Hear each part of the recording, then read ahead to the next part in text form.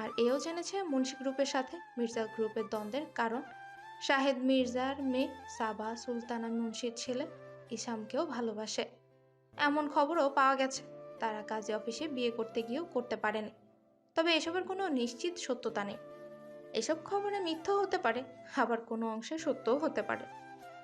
এদিকে গাড়ির কোম্পানির মালিক বাংলাদেশে তাদের যে ব্রাঞ্চ আছে সেখানে খবরটা পৌঁছালো, আর সেখান থেকে গাড়িটার মালিকের খবর আসলো প্রায় 20 দিন পর। আহনাব নাম সহ সম্পূর্ণ তথ্য ইমনকে মেসেজ করে পাঠিয়ে লিখল, চাচু ঠিকই বলেছে, শত্রু আমাদের নাকের ডগায় ছিল। ইমন নামটা দেখে চোখ বড় বড় করে তাহমিদের দিকে তাকালো। তাহমিদ ভ্রুকুচকে জিজ্ঞেস করলো, গাড়ির মালিক কে? ইমন বলল। মুর্শিদ জুবাইর। তাহমিদ নামটা শুনে স্থির হয়ে দাঁড়িয়ে রইল, মুখ দিয়ে অস্পষ্ট স্বরে বেরিয়ে এলো, মামা। হ্যাঁ, তোর মামা এই খুনের সাথে জড়িত। তাহমিদের হাত কাঁপছে, সে কাঁপা কণ্ঠে বলল, অসম্ভব মামা, আমার বাবা মাকে খুন করবে কেন? এটা তো উনিই জানবেন। ইমন এবার তাহমিদের হাত ধরে বলল, উনি আমাদের সাথে অন্যায় করেছেন। আমি জানি তুই তোর মামাকে খুব ভালোবাসিস। উনি আগে অনেকবার বাসায় এসেছিল, তোকে অনেক আদর করত। ভাই, এইসবের জন্য কি তুই পিছিয়ে যাবি? তাহমিদ নিজেকে শান্ত করে বলল, অসম্ভব। আমি আমার বাবা মা, দাদি, আত্মীয় স্বজন, পরিচিত মুখ সবাইকে হারিয়ে ফেলেছি। আর এর পিছনে যদি মুর্শিদ জুবাইর থেকে থাকেন, তাহলে আমি ওনাকে কখনোই ক্ষমা করব না। তারা বাংলাদেশে আরো 2 সপ্তাহ ছিল। এর মধ্যে মুর্শিদ জুবাইরের অনেক খবর তারা পেয়ে গেল। এর মধ্যে চাঞ্চল্যকর তথ্য ছিল, মুর্শিদ জুবাইর কয়েক বছর আগে বাস্কার গ্রুপে ইনভেস্ট করেছিল। এরও আগে মির্জা গ্রুপকে একটা প্রজেক্ট তৈরিতে সাহায্য করেছিল। এসব জানার পর খুনিদের মুখগুলো তারা চিনে আবার কলকাতার উদ্দেশ্যে রওনা দিল। এবার তারা ফাইনাল পরীক্ষা দিয়ে স্থায়ীভাবে দেশে ফিরবে। হাতে কাচের চুড়ি পরে এদিক ওদিক হাঁটছে অরুণিকা। চুরির টুংটাং শব্দ পুরো ঘরে ছড়িয়ে পড়েছে। আনাপ ল্যাপটপের সামনেই বসে আছে, তার অনার্স ফাইনাল পরীক্ষা চলছে, আর আগামীকাল তাকে একটা প্রেজেন্টেশন দিতে হবে। এখন সে ল্যাপটপে বসেই সেই প্রেজেন্টেশনের জন্য স্লাইড তৈরি করছে। কিন্তু অরুণিকার চুরির শব্দে তার মনোযোগ অন্যদিকে চলে যাচ্ছে। সে ল্যাপটপ থেকে চোখ তুলে অরুণিকার দিকে ভ্রুকুচকে তাকিয়ে বলে, কারো বিয়ে নেমেছে? অরুণিকা আহনাফের আজগবি প্রশ্ন শুনে অবাক হয়ে তার দিকে তাকালো। আহনাফ তার হাতের দিকে ইশারা করে বলে, এসব কি শুরু করেছো? এত রাতে সংসেজে বসে আছো কেন? অরুণিকা তার হাত ঝাঁকিয়ে তার চুড়িগুলোতে গুঞ্জন তুলে বলে, সং আবার কি? জোকার। অরুণিকা কপালে হালকা চাপড় মেরে বলে, হায় আল্লাহ, এই ছেলে বলে কি? জোকাররা কি চুরি পরে নাকি? চুরি তো মেয়েরা পরে। তুমি জোকারও ছিল না? জোকার হচ্ছে যার নাকে। আহনাফ অরুণিকাকে থামিয়ে বলে, হয়েছে হয়েছে, আর ব্যাখ্যা দিতে হবে না। এখন চুড়িগুলো খুলে রাখো। অরুণিকা ভ্রুকুচকে আহনাফের দিকে তাকিয়ে রইল। আহনাফ আবারও ল্যাপটপে মনোযোগ দিল। কিছুক্ষণ পর আবার চুরির শব্দ হলো। অরুণিকা চুরি পরে টেবিলের জিনিসপত্র নাড়াচাড়া করছে। আহনাফ বিরক্ত হয়ে বলে, তোমাকে চুড়িগুলো খুলতে বলেছিলাম না? অরুণিকা এবার কোমরে হাত রেখে বলে, আমার হাত, আমার চুরি, তুমি খুলতে বলার কে? তোমার হাত, তোমার চুড়ি, কিন্তু এটা আমার রুম।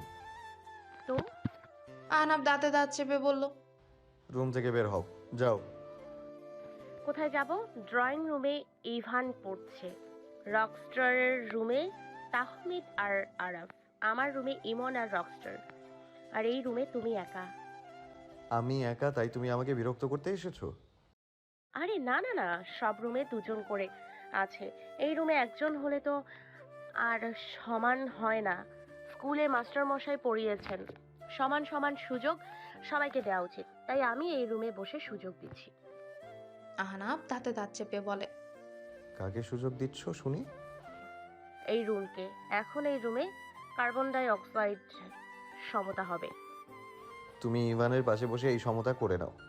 অরুণিকা চাপা কণ্ঠে বলে, ওর ভয়ে তো আমি শ্বাস ত্যাগ করতেই ভুলে যাই, তখন তো সমতা হবে না, বুঝোনি তুমি? আল্লাহর ওয়াস্তে চুড়িগুলো খুলে চুপচাপ যা করার করো। তোমার এই উদ্ভট লেকচার শোনার কোনো ইচ্ছে নেই আমার। অরুণিকা এবার আহনাফের দিকে তাকিয়ে ইচ্ছে করে চুড়িগুলো ঝাঁকাতে লাগলো। আহনাফ বসা থেকে উঠতেই সে পালাতে যাবে, তখনই আহনাফ তাকে খপ করে ধরে ফেলে।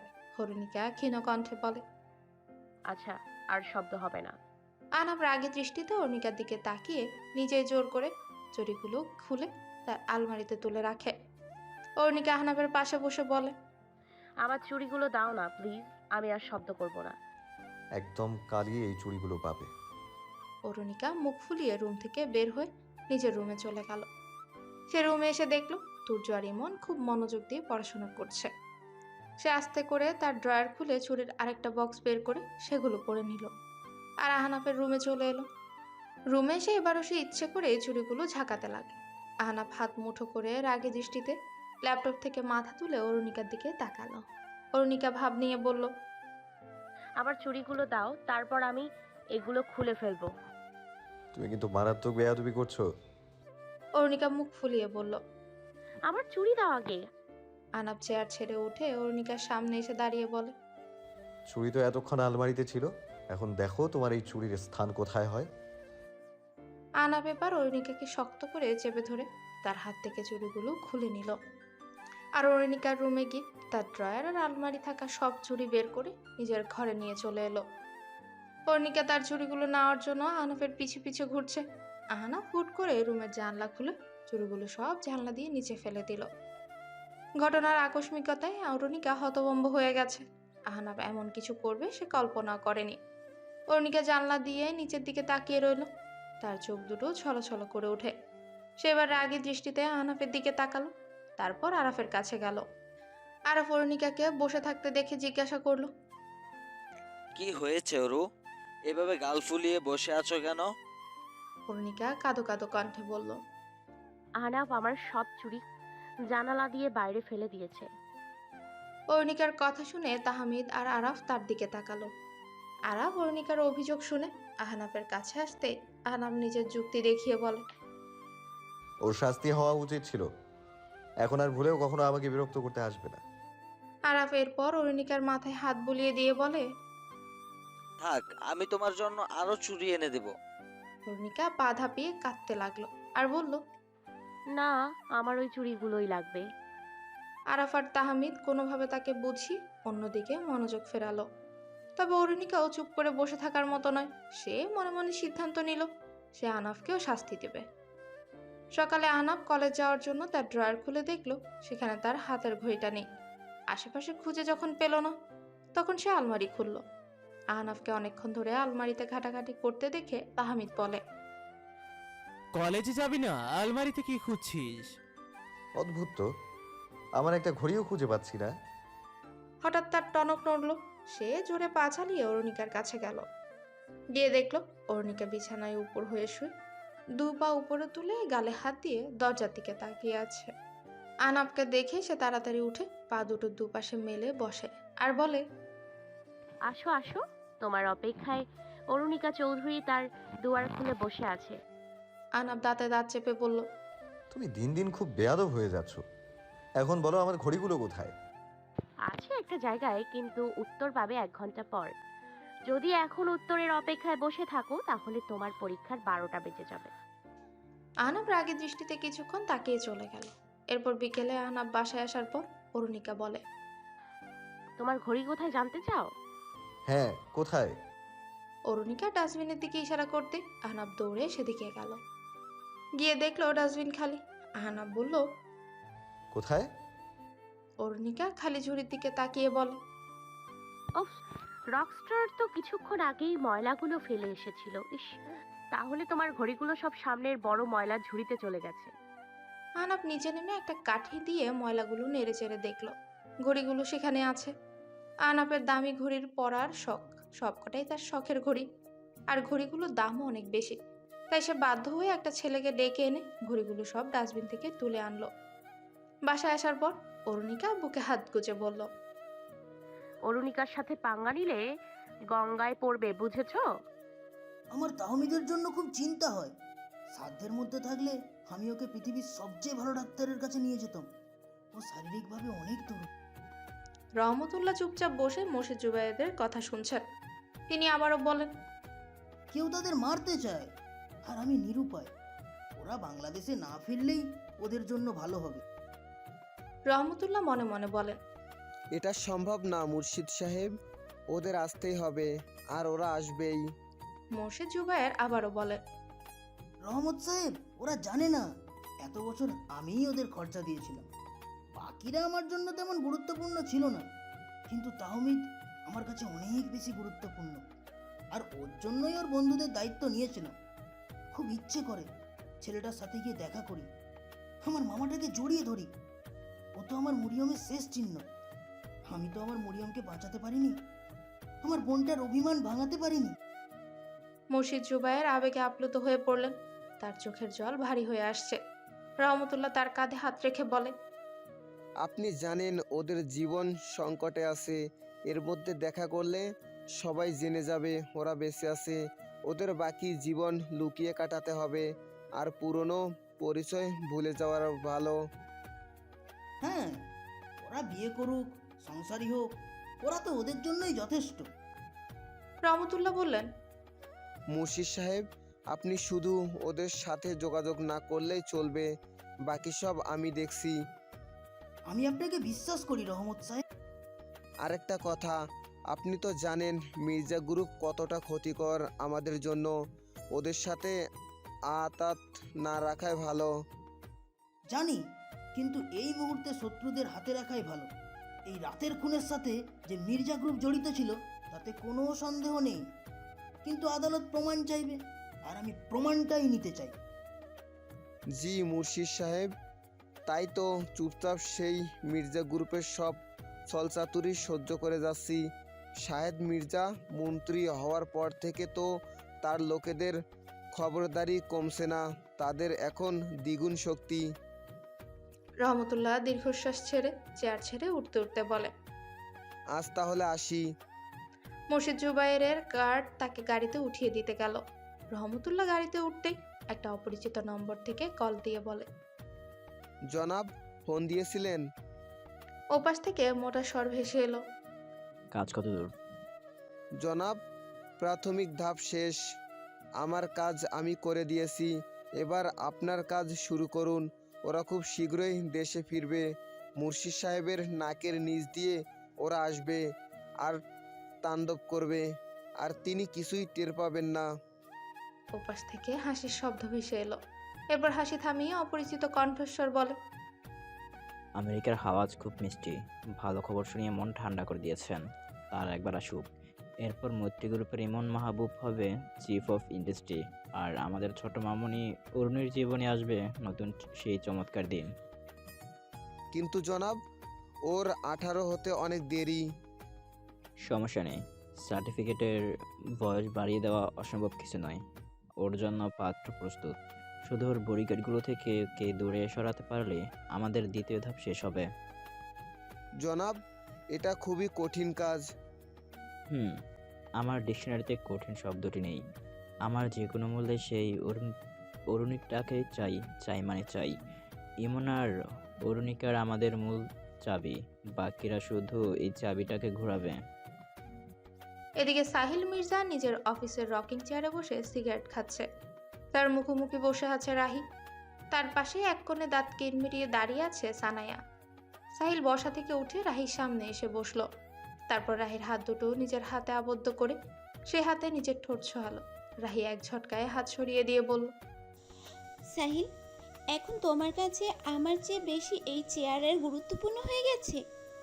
সাহিল শান্ত কণ্ঠে বলল, না রাহি, আমি তোমাকে অনেক ভালোবাসি, কিন্তু এই চেয়ার, এই পদ আমার কাছে অনেক প্রিয়। তুমি কি নিজের ভালোবাসার মানুষকে তার প্রিয় জিনিস থেকে দূরে সরাতে চাও?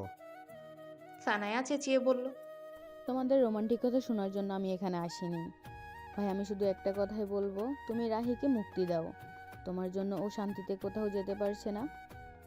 সাহিল রাহির গালে দু হাত দিয়ে বলে, আমার দিকে তাকাও রাহি, আমি কি তোমাকে শান্তি দিচ্ছি না? তুমি কেন বুঝো না? এইসব আমি আমাদের ভবিষ্যৎ জীবনের জন্য করছি। আজ আমি পরিশ্রম করব, কাল তুমি দেশের টপ রিচ উইমেন হিসাবে পরিচিত পাবে। রাহি কাঁদো কাঁদো কণ্ঠে বলল, আমি ধনী হতে চাই না, আমার সাধারণ জীবন লাগবে, একজন সুস্থ স্বামী লাগবে। আমি কি অসুস্থ?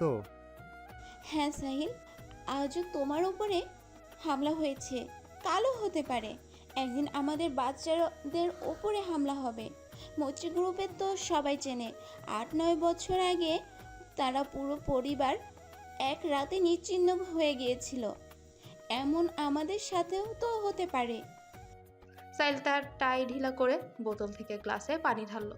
তা দেখে সানায়া বলল, ভাইয়া, আমি যদি কখনো প্রমাণ পাই বাবা এই খুনের সাথে জড়িত ছিল, আই প্রমিস আমি তোমাদের ছেড়ে চলে যাব।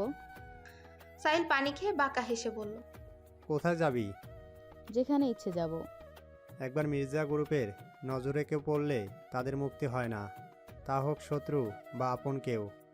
রাহি, সুইট হার্ট, তুমি চাইলেও আমাকে এই চেয়ার থেকে উঠাতে পারবে না, আর আমার হাত থেকেও মুক্তি পাবে না। আমি আমার প্রিয় জিনিস কাউকে দেই না, হাতছাড়াও করি না, তাই তুমি আমার এই পরিচয়টাই মেনে নাও। ইদানিং তুর্য আর উপমার কথাবার্তা যেন বহুদূর পৌঁছে গেছে। রাত দিন মেসেজে তারা বাক্য বিনিময় করে যাচ্ছে। উপমা যেন রিকির মাঝে ডুবে গেছে। রিকির সাথে কি কি কথা হয়েছে সে তার বান্ধবীদের সবটাই জানায়। তারা রীতিমতো উপমাকে মিথ্যুক গল্পবাজ হিসেবেই জানে। অথচ উপমার ভালোবাসার গল্পটা ভার্চুয়াল জগতের সবচেয়ে সত্য আর মিষ্টি গল্প। প্রতিদিন সে ফোন হাতে নিয়ে রিকির মেসেজের অপেক্ষায় থাকে। আর রিকি ইচ্ছে করলে ঘন্টার পর ঘন্টা কথা বলে, আর ইচ্ছে না করলে অনলাইনেই আসে না। রিকির সময় দেওয়া, তাকে গান শোনানো, তার জন্য রাত 2টো গিটার বাজানো, ছাদে গিয়ে অনেক রাত পর্যন্ত অডিও কলে কথা বলা, উপমার ছবিতে কাব্যিক মন্তব্য করা, এসব একজন মেয়ের কাছে ভালোবাসার একটা সম্পূর্ণ উদাহরণ। এখানে শুধু বাকি আছে ভালোবাসি বলাটাই। তাই উপমা মনে প্রাণে বিশ্বাস করে রিকি তাকে ভালোবেসে ফেলেছে, যেমনটা সে তার রিকিকে ভালোবাসে। তবে এবার উপমার আবদার একটু ভিন্ন হলো। সে এখন রিকিকে দেখতে চায়। এই আবদার পূর্ণ হলেই আরও প্রমাণ হবে উপমা বাকি সব ভক্তদের থেকে আলাদা। তবে এই আবদার রিকি মেনেও নিয়েছে। সে উপমাকে বলল, আমি 2 মাস পর বাংলাদেশে আসবো, তখনই তোমার আমার দেখা হবে। উপমা এই মেসেজ দেখে পুরো বাড়ি মাথায় তুলল। আদিল বোনের পাগলামো দেখে মনে মনে খুশি হলো। বোন যে তার রিকি নামের ছেলেটার সাথে প্রেম করেছে তা তো সে ভালোভাবে বুঝতে পারছে। সে ভাবলো রিকি দেশে আসলে সে নিজে উপমার সাথে যাবে, রিকির খোঁজখবরও নিয়ে আসবে। এরপর পরিবার ভালো মনে হলে বাবা মাকে বুঝিয়ে বিয়ের ব্যবস্থা করবে। এদিকে ইমন, তাহমিদ, আহনাফ আর তুর্যের পরীক্ষা শেষ। তারা 2 মাস পর দেশে ফিরবে। এর মধ্যে আরাফ অর্ণিকাকে নতুন স্কুলে 7ম শ্রেণীতে ভর্তি করিয়েছে। নিজেরাও জিনিসপত্র বিক্রি করে দেওয়া শুরু করেছে। আরাফ আর ইভান অর্ণিকাকে নিয়ে আগামী মাসে এক রুমের একটা বাসায় উঠবে। তাদের দুজনের 5ম বর্ষ শেষ হলে তারাও দেশে ফিরতে পারবে। এদিকে আজ মাস্টারমশাই তাদের বাড়িতে এলেন। মাস্টারমশাইকে দেখে তাহমিদ কিছুটা ঘাবড়ে গেল। তার এক হাতে একটা দইয়ের হাঁড়ি, অন্য হাতে একটা ব্যাগ। তিনি হাঁড়িটা অর্ণিকার হাতে দিয়ে বলে, একটা বাড়ি খুশির খবর নিয়ে এসেছি। ইভান চেয়ার এগিয়ে দিতে তিনি বসেন। অর্ণিকা রান্নাঘরে হাঁড়ি রেখে দৌড়ে এসে বলল, আমি শুনবো, কি খবর? তোমার দিদিমণির বিয়ে খবর দিতে এসেছি। পরশু সন্ধ্যা হলুদ সন্ধ্যা, এর পরের দিন বিয়ে। তোমরা সবাই নিমন্ত্রণ করতে এসেছি, আসবে কিন্তু। এই নাও বিয়ের কার্ড। মাস্টারমশাই ব্যাগ থেকে কার্ডটা বের করে অর্ণিকার হাতে দিলেন। অর্ণিকা সেটা নিয়ে খুলে দেখল কার্ডে লেখা শতাব্দী সেন আর বিরাজ কুমারের শুভ বিবাহের নিমন্ত্রণ। মাস্টারমশাই চলে যাওয়ার পর অর্ণিকা কার্ডটা তাহমিদের হাতে দিয়ে বলে, ভেবেছি তুমি আমার দাদা হবে আর সতু আপু আমার ভাবি। এখন তো কচু হয়েছো, তোমার সাথে কোনো কথা নেই। তুমি সতু আপুকে বিয়ে করছো না কেন? আরাফ উঁচু গলায় বলল, ওরু, তুমি রুমে যাও। আরাফের কথায় অমান্য সে কখনোই করেনি। তাই বাধ্য হয়ে অর্ণিকা রুমে চলে গেল। তাহমিদকে কেউ কিছু বলতে যাবে, তখনই সে বলল, আমাদের বিয়ের জন্য কেনাকাটা করা উচিত। সে আমাদের খুব কাছের বন্ধু, ওর বিয়েতে ভালো একটা উপহার দিতে হবে। কথাটা বলে তাহমিদ রুমে চলে গেল। হিমন্ত তার পিছু যেতেই ইভান বলল, ওকে বেশি গাটাগাটি করিস না এমন, যা হচ্ছে হতে দে। এমনিতে এই সম্পর্ক মেনে নেওয়ার মতো না। শতাব্দী অন্য ধর্মের ও মুসলিম হলে কোনো কথাই ছিল না। ইনফ্যাক্ট শতাব্দী আমাদের অরুণিকার সবচেয়ে কাছের মেয়ে বান্ধবী, এমনকি ও মাসিয়ার থেকে বেশি দায়িত্ববান। কিন্তু এইসব দেখে একটা সম্পর্ক হয় না, আর ডালপালা ঠিক না থাকলে একদিনের শেষ হবেই। হলুদ শাড়ি আর ফুলের গহনার আবরণের ঢাকা পড়ে গেছে একটা বিধ্বস্ত মন। পিড়িতে পুতুলের মতো বসে আছে শতাব্দী। সবাই একে একে এসে তার গায়ে হলুদ লাগিয়ে দিচ্ছে, আর তার দেহটা যেন সেই হলুদের স্পর্শে শিউরে উঠছে। সে নিজেও জানে না সে কোন ভাবনায় ডুবে আছে, কিন্তু এলোমেলো আলো ছায়া তার মস্তিষ্কে ঘুরপাক খাচ্ছে। সেই আলো ছায়ার ভিড়ে ভেসে উঠছে প্রথম দেখা তাহমিদের সেই বিরক্ত মাখা মুখ, রোদে রাঙা হয়ে যাওয়া গাল, অসহায় চোখ, প্রশান্তির হাসি। এসব ভাবতে ভাবতেই যা চোখ দুটো ছলছল করে ওঠে। এতক্ষণ তার চোখ জোড়া পায়ের নখের দিকে স্থির ছিল, এবার সে চোখ জোড়া উপরে তুলতেই সবার ভিড়ে